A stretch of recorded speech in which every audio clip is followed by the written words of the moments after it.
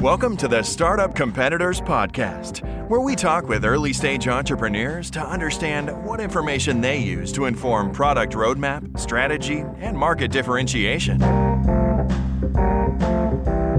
Hey there. Today I'm chatting with Sherry Zhang, who's the founder and CEO of GenoPalate. Sherry and I talk about nutrigenetics, which is a fantastic topic that I know very little about. How she decided to build a product in that space, how she thinks she can change food buying behaviors in the future to fight obesity and diabetes, what it looks like to build a mission-driven company, what success looks like over the course of a couple of years. We actually covered a ton of ground, which is great. We wrap up talking a little bit about some current books that she's read and some tips for maybe finding a mentor. Really enjoyed this conversation. I feel like Sherry was very patient with me in some of my questioning. Hope you enjoy it too. Check them out online, GenoPalate.com, and thank you so much for listening. With that, also want to do a quick shout out to Fuel Merchandise Group. Fuel is one of our newer sponsors here to the podcast. You can find them at fuelmerchandise.com. If you need any brand marketing or products for your company, you can get 10% off your first order. Just mention Startup Competitors at fuelmerchandise.com. And with that, we'll just get right on to the show. Thanks so much for listening. Welcome to the podcast. Today we have Sherry Zhang, who's the founder and CEO of GenoPalate. Sherry, welcome. Hi, Mike. Thank you for having me. Thanks for being here. Why don't we start with a quick pitch for GenoPalate? Sure. My favorite thing to do. GenoPalate is a nutrition intelligence company, if you may. We create this unique database to support individualized, personalized nutrition planning and identify the opportunities informed by all the way to the core of your biology, the DNA, and then finding the opportunities to build out a personalized eating plan for each person. So you and I are born with a different ancestry for nutrition because our ancestors lived through different paths of their biology and their food environment at the time. So as you can imagine, that makes you and me digest the same food with completely different outcomes, the nuances to that. So using something called nutrigenetics as a technology that I studied for over a decade as a researcher at the Medical College of Wisconsin, GenoPalate be able to provide that to pretty much everybody using their genetics and other information to personalize your nutrition and food choices. Let's take that to the next level of tangibility. So if I want to use GenoPalate, what is that experience like as an end user? Yeah, very similar to offers by platforms such as 23andMe, right, Ancestry.com, where you order your GenoPalate analysis on our e-commerce, so GenoPalate.com, and then we will ask you whether you have your existing information with your DNA. So if you have experience with 23andMe, and you can actually upload your existing DNA to our site, we turn that into something you can actually use for daily relevance for your food and nutrition. If, let's say, you never had anything to do with genetics, never did a test like that, we have our own CLIA lab. We can process your DNA. So if you go that path, we'll send you a homebound test, and it's a swab test. No blood is involved.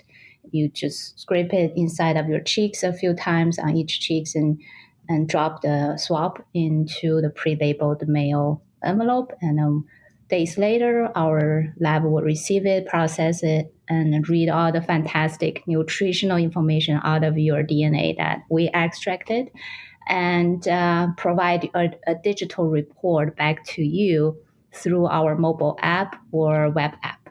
Awesome. Perfect. And for full disclosure, I heard you give this pitch in Chicago almost 2 years now, and it is one of the very few times I've heard a pitch and then immediately went out and purchased the product. So I ended up getting my report, that would have been, I guess, a year and a half ago. Yeah. and which is super interesting. So I would strongly encourage folks to go out there and do that, particularly if you've been struggling with some different things in your diet, or some folks in my family have autoimmune issues and stuff like that. And it's just been super helpful to get some insight into some of that. Thank you. Thank you for doing that right after we met. So paint a picture of the kind of current status of the company for somebody who's listening. Are you like just about to IPO with 200 employees? Are you still 2 founders in a garage? Any kind of vanity metrics you can share to help somebody understand where you're at on this journey? We are in between, right? So we have 17 full-time employees today and working with a lot more part-time and agencies. From the beginning, I wanted to build a lean startup and focusing on the unique value proposition we are providing to the world and to people. Anything else, we don't want to reinvent the wheel. If it's already out there, we leverage that. So a relatively small team compared to what you alluded as 200 and close to IPO size. But we're servicing thousands and thousands of new individuals weeks to month, every month, right? So reaching a lot of people with our technology and service and care. So it's a wonderful setup. Other things I can paint a picture with is the company did well in 2019. It's only 18 months after our full-on e-commerce was launched with the packaging of the programming and the content and the technology whatnot.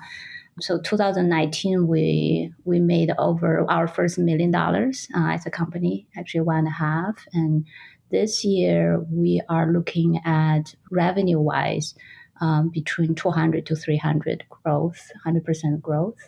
So 2 to 3 times growth on revenue side.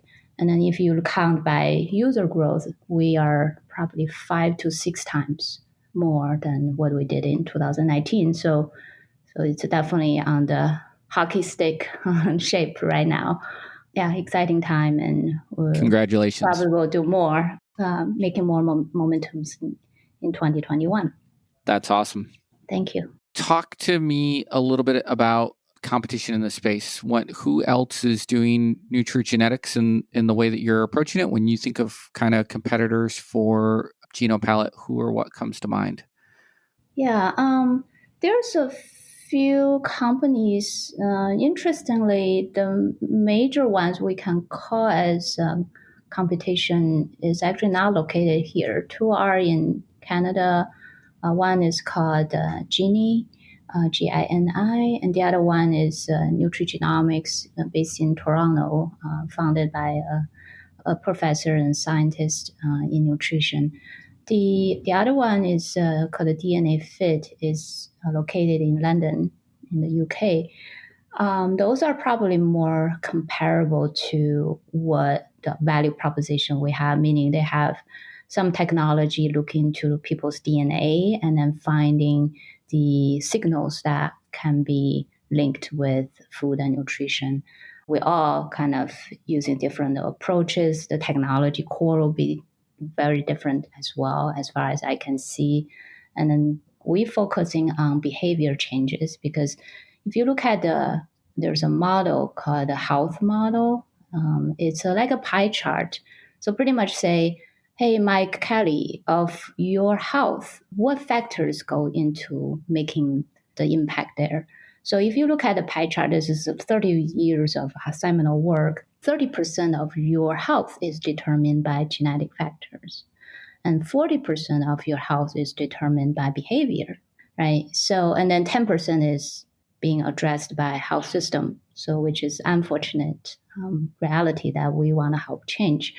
So, but back to that genetic factor and behavior, and that's 70% of the signals or data that people really don't have a effective scientific way to tackle, address, and use, right? So that's where I think my industry and where we are regarded as a innovation leader, we call it a personalized nutrition industry.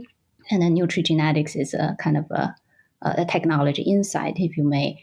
So we want to capture that 70% of signals for each person and help them drive the success in health through healthy eating.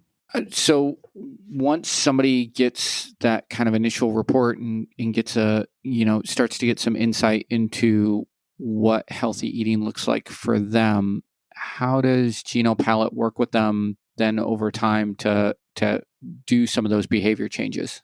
Yeah, what we found is people have, and then you are a customer, so you can please share your experience. And so what we found from lots of people's feedback and also our observation is that when you know your genetic code, the recommendations, scientific recommendations on your nutrition become a more stickier relationship for you versus we all being bombarded with lots of fatty diets, right? Recommendations all the time. They rotating too, right? One day it's whole 30, the other day is South Beach, whatnot. But what is really for you and for that person, is really depends on a lot of factors we just talked about: genetic, where do you live, your access to healthy food, groceries, and so all of these play a big role. And knowing all of these, we leverage this relationship we establish with each customer, and then we trying to not only give them the what, but also tell them how to. So we want to become their intelligent RD friend in the pocket, if you may, and help you to walk through your daily life, right? If you want to go for shopping for food, you can pull up our mobile app and access your genetically informed food choices or shopping list for you, and then make those choices on spot, right? Or if you have more time, you want to read about what does zinc do for you. We have all those library of information and content through our digital friends for you as well. And then a lot of consumer wellness products, the success secret is about how successful or effective their communication is, how effective their education is, right? So we're definitely recognize that and then focusing on that aspect to help people more. That's awesome.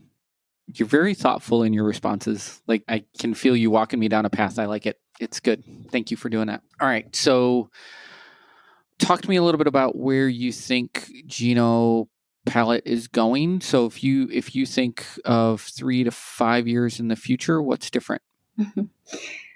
I think 5 years from today, I would like to see people start to use our technology in all aspects of food life. For example, I always tell my people, one goal or use case will be you walk into your favorite Starbucks store. If you go there, and out of 20 people there, at least one is using a GenoPalate app or technology to inform that person which latte at what time is best for you, right? That information is powered by GenoPalate, and so on and so on. So that's how I want to see how much reach and depth we're impacting people's nutritional life for their optimal health.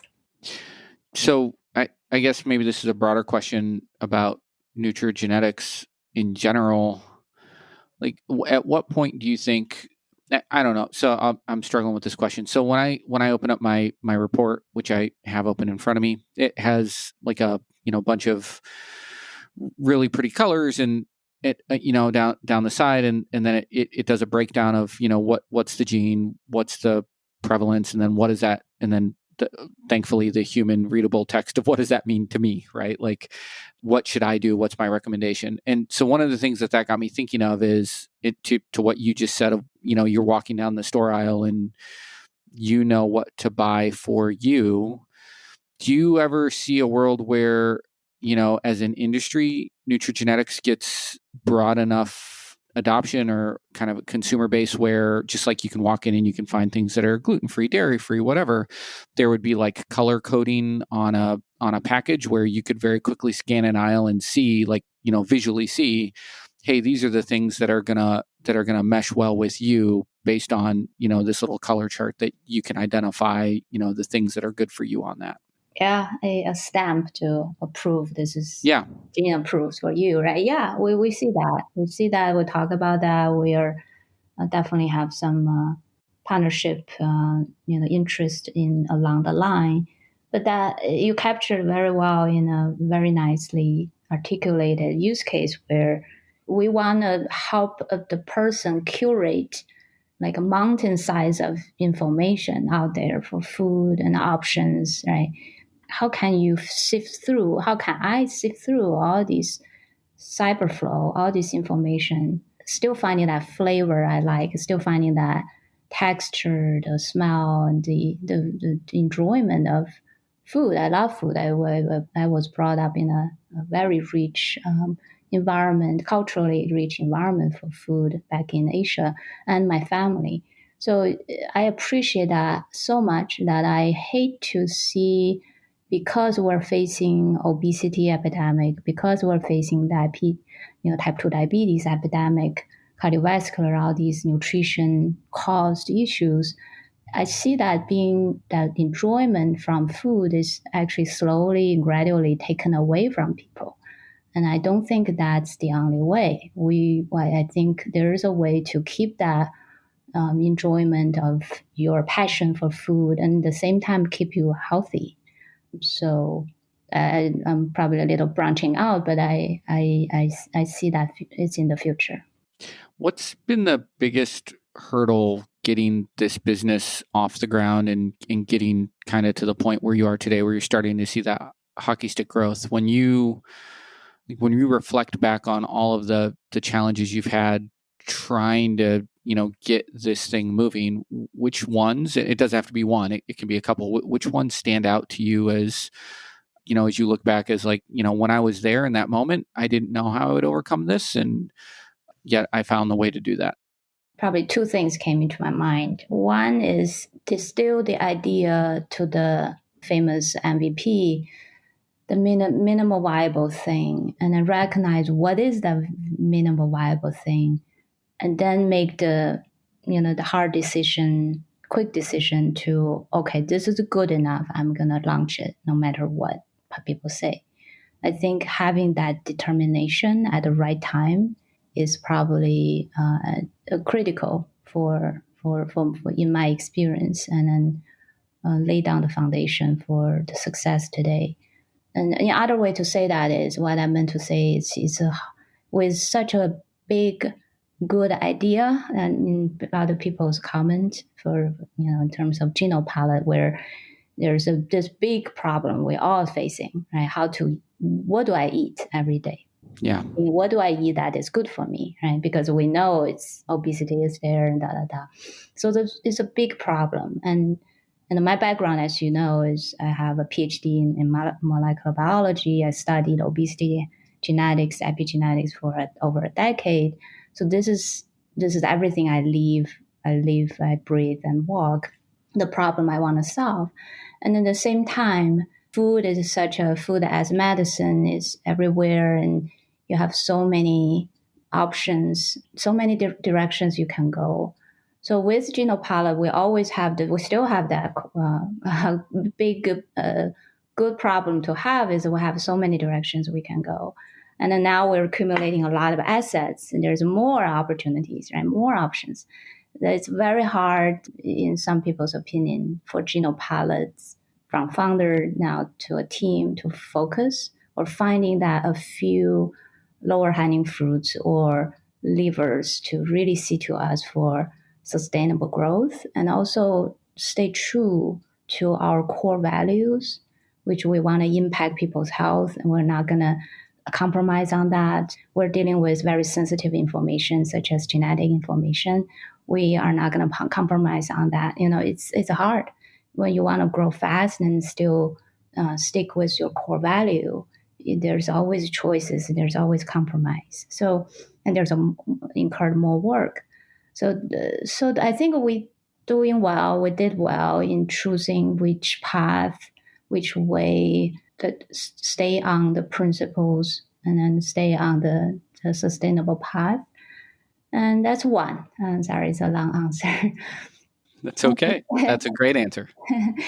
The other one is more inside of me as the founder. So I'm the sole founder of GenoPalate. For a long time, it's only me. I need to make all the decisions for this organization from only me to many, many great people. So it's pretty hard in the beginning for me to decide, is this the one that I want to continue devoting the rest of my intelligent life to, professional life to? While I was living the dream, I was having the dream job of me always from a childhood is to become a scientist, is become a kind of a teaching and also researching at the same time. And after many years of hard work, I finally got that position and started to publish great papers and working with the brightest scientists in the field and so on and so forth. It was good. But in a way, there's something also calling me to change that reality and taking on something really strange and bigger than myself. So that's GenoPalate. But now I looking back and I don't regret my decision that I'm going to change my career path to focus on the company I founded. Can we dive into that a little bit more? When did you first have the idea for GenoPalate, and then how long was it before you made that jump to say, no, I really want to do that? So when I was a postdoc fellow at MCW, I was in New York attending a conference. It was a very boutique conference. Only 500 people can get in. That's founded by the discoverer of DNA helix, Dr. Jim Watson. And the meeting was fantastic. And during that meeting, I heard one of the founders of the 23andMe give the first pitch to this really elite scientist group. And I was fascinated by the idea. That was probably over a decade ago. And then from that moment, I thought, I was happily doing my research, but I thought, oh, there's a way to really take this, leveraging the human genome was sequenced right in 2002. And now we can really provide this access to your own DNA for everybody in a very affordable price. So that was fascinating. That's the idea. And then watching them grow, learning from their lessons is very helpful. And then 3 years later, Ancestry.com, which is a paper company building your paper pedigree, right? They took on DNA technology very successfully to using DNA to help build your pedigree with science and molecular insights. That was beautiful too. So watching these two companies grow and then, while building my own network and research competency on genomics. And so 8 years later, that was 4 years ago, so 2016, I started kind of make the decision, you know what, I dreamt enough, and I also prepared for having startups. I had 2 companies before I founded GenoPalate.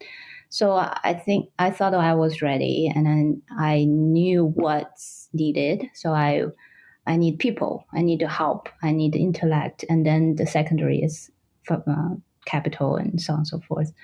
So I started to went about and have so much coffee that I'm a caffeine slow metabolizer. I can't tell you how many coffee sessions I went about, but it was all good. I met so many different interesting people, and then a few got me, a few believed in me, and a few wanted to help me. And that's really the beginning of GenoPalate. That is a fantastic story. And somehow in there, you thought you could sneak by the fact that you had 2 companies before GenoPalate. Just real quick, what were those 2 companies? Sure. Though both were in Asian market. One is something else than what I was trained for. Is think about the LinkedIn app-based networking, social networking, but for professionals, we wanted to do that in the Asian market with the local culture, and there's a lot of support and from the government and industry, and we could leverage. I was doing that in Shanghai. I was a founding CEO when we started that company. So that gave me the idea and also experience working with 30 to 40 developers of software, how to work with them to really taking a idea, a concept, which we think viable, and to through a digital friends to impact lots of professionals and people. That was a really neat experience. And then the second one, and I had a period where I traveled back and forth between Shanghai and Milwaukee. And the second one was actually back to my core competency, where we developed China's first and still the biggest pharmacogenomics platform. What pharmacogenomics do is to taking DNA of cancer patients and tailor a customized, personalized, really treatments plan based on their genes for their people to increase their lifespan. And I think GenoPalette is kind of a good child of the outcomes of both. You don't think small, do you? I'm a very curious person. I don't know whether it's big or small, but it just always asks why and why not. Awesome. This episode is brought to you by FullStackPEO. Most founders start companies because they figured out a better way to solve a problem or serve a need, not because they love tracking payroll, filling out compliance forms, and explaining employee benefits packages. And yet, all that stuff still has to be done. That's why there's FullStackPEO. FullStackPEO specializes in turnkey HR for emerging companies, not just those core services, but advice and expertise that help founders maximize employee potential. Curious? Find out more at FullStackPEO.com. As you look forward, particularly during this time of growth, what has you nervous? Not necessarily in the business, but as you reflect on kind of where you're at in the business, where you think, okay, here's a place where, for this next stage of growth, I need to raise my game. I need to get better. And then what are you doing about that? Whether that's surrounding yourself with advisors, reading books. Like I'd be super interested in, what kind of you think the next stage in your personal growth is and what you're doing about that. Yeah, thank you for that. I'm a forever learner. I love doing that, and I think I'm a better student than a teacher. Although I came from a teacher's family, so I think I'm effective enough. I love teaching people. I hope they learn something from me, but I love learning. So my learning tools or, downloads usually through Audible. I read too, but I read slower than I listen. So Yep. You find the best tools, and TED Talk is a good friend when you want to have some summarized wisdom. And then people, right? So I have the fortune to have really engaged mentors. You don't need a lot. You need probably 2 or 3. They serve different, purposes in your life or professional life. And then you just go to them, turn to them for help at a time, and start a conversation, continue the conversation, and be keen and be genuine about your questions. I think people will be always there for you and for me in my experience. I don't know whether that answered your question. I think there's a lot I want to learn. Every day I want to be a better CEO for my company, because I think GenoPalette deserves that. I don't know exactly what exactly I need to do today and tomorrow, but I kind of more intuitively seeing, this topic, weak on that. So I need to read or ask about how do I become more confident in making those decisions. Last couple of good books you've listened to on Audible, what comes to mind? Right now I'm reading this really interesting book. I think it's called How Design Changed the World. I think that's the name. That's one. And then there's a little bit before, you probably heard that a lot recently. It's category creation Yeah. thesis, right? I read two books on that topic. One is Think Bigger. Yep. Have you read that one? Yes. Phenomenal book. Yeah, Phenomenal. it's a great one. And then the category creation, that book is also very practical. I think it's big.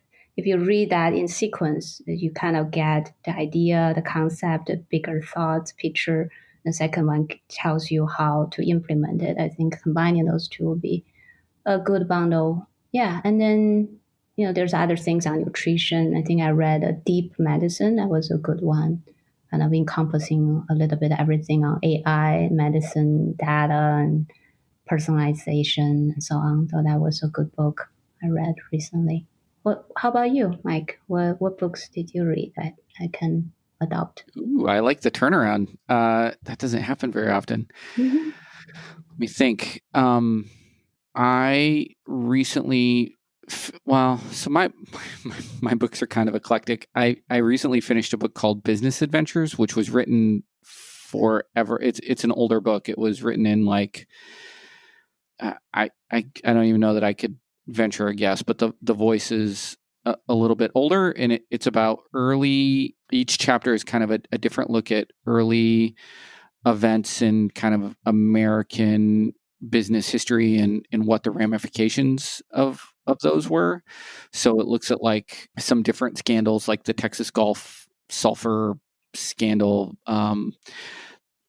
the Ford Motor Company's release of the Edsel, how Xerox kind of rose to dominance and what that looked like. So it's like this different eclectic collection of different things that were kind of fundamental in American business. And there's no maybe there were and I just missed them. I don't think there's like concrete takeaways from it so much as I listened to it on Audible, but as you're listening to these things, I'm then thinking through in my business, where's my Edsel, right? So all of these Ford executives who are smart people who know what their customer wants, who know they've been in this business forever, but like they all went down this path and made this mistake. And how does that happen? And then where in my business is that happening, right? Or you can kind of do that with each chapter to just ask yourself, Xerox with category creation, actually, where are places that we could be or should be doing that. So anyway, it was super interesting.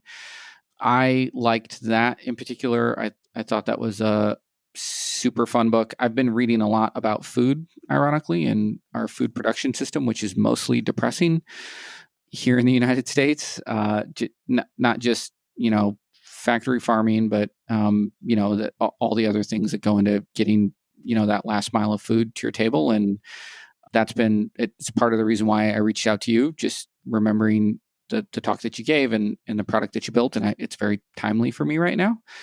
And then I'd probably say the best business book I read, because I love sales and selling, is Flip the Script by Oren Klaff. That's probably one of my favorites for this year. If you're at all listening to this and you're in any way related to sales or a sales role, it's a must listen, must read. Really good. Nice. Thank you. Yeah. All those sounds wonderful. So you'd also mentioned having a couple of close mentors that you could lean on. I'd be curious, how did you find those mentors? Did they find you? Was it a purposeful thing that you went out to seek, or did it just happen to fall into those relationships and they fit? Any thoughts on that? Mm-hmm. Sure. For me, it was I have a lot of serendipity in my life, but not for mentors for some reason. They're all very they all like I wish I have a neighbor just talk through, and one day we'll have a business together, like your last guest. And stories are wonderful. For me, I think it's because I have this mission for GenoPalate, and just during this GenoPalate time or on that case only, is I know what I potentially need, so I just keep talking about it with my smartest friend.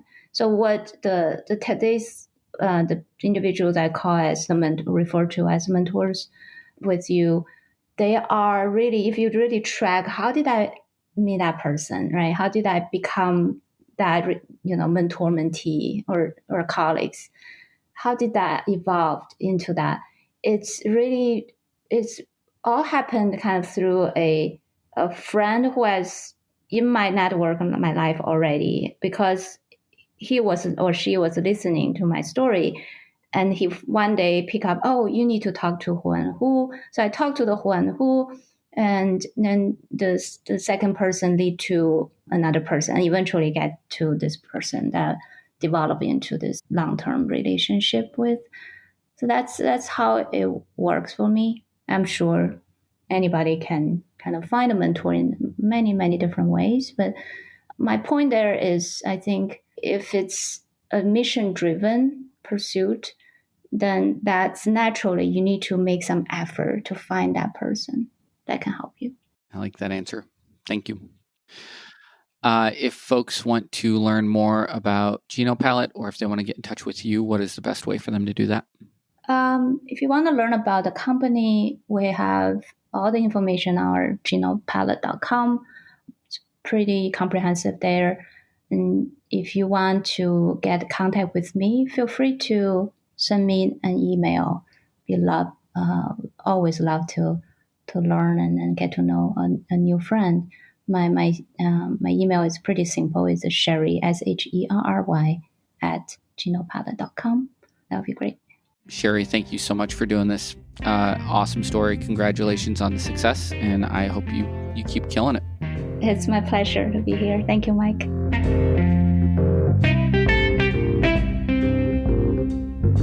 If you're thinking of launching a SaaS product, Startup Competitors can provide data on your closest competitors, survey potential users, or provide other product validation services. Learn more at startupcompetitors.com.